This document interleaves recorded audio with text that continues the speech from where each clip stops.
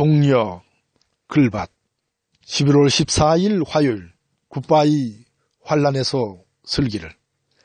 박정희 탄생 100주년을 하루 앞둔 어제 박정희 동상 기증식의 현장은 시끌시끌했습니다.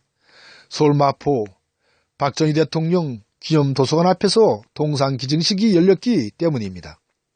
좀 더 자세히 말씀드리면 동상을 세운 일을 두고 찬성과 반대의 모임이 열렸으니까요. 그야말로 고성과 욕설 등 막말은 물론 몸싸움도 벌어졌으니까요. 계단 위에선 지지하는 보수를 가장한 수구 꼴통 단체들이, 계단 아래에선 반대하는 시민단체들이 경찰을 사이에 두고 서로 겨룬 셈이었습니다. 이 박정희 동상은 동상 건립 추진 모임에서 높이 4.2m, 무게 3톤의 청동으로 만든 것입니다. 이날 동상을 세우지 못한 것은 서울시의 동상 건립 심의 절차가 끝나지 않았기 때문입니다. 이처럼 박정희 동상을 두고 세우려는 측과 세울 수 없다는 측의 입장은 너무도 팽팽합니다. 한편에서는 평생을 조국 근대화, 안보 구축을 위하여 헌신하고 나라를 경제대국으로 이끌었으므로 기념도서관 앞에 세우는 것은 당연하다고 주장합니다. 다른 한편에서는 불법 쿠데타와 독재로 민주헌정 질서를 파괴한 반헌법 인물이며 청산의 대상일 뿐이라고 주장합니다. 이런 갈등의 문제를 해결할 수 있는 열쇠로 여길 만한 일이 어제 이화여대에서 일어났습니다. 그것은 이화여대 친일청산 프로젝트 기획단 학생들이 저지른 엄청난 일입니다. 학교 설립자인 김한란 초대 총장 동상 앞에 이화는 친일파 김한란 동상이 부끄럽다는 팻말을 세운 것입니다.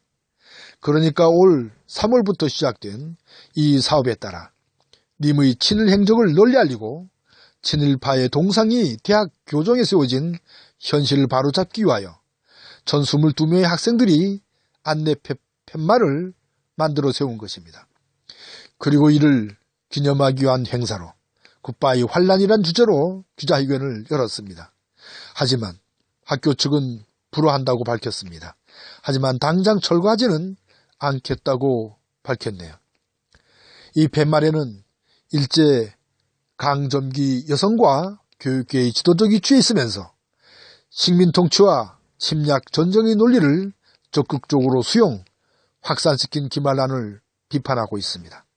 또한 개교 이래 독립운동과 여성 해방을 위해 헌신한 이화의 정신이 김한란에 묻혀서는 안 된다는 점도 밝히고 있습니다.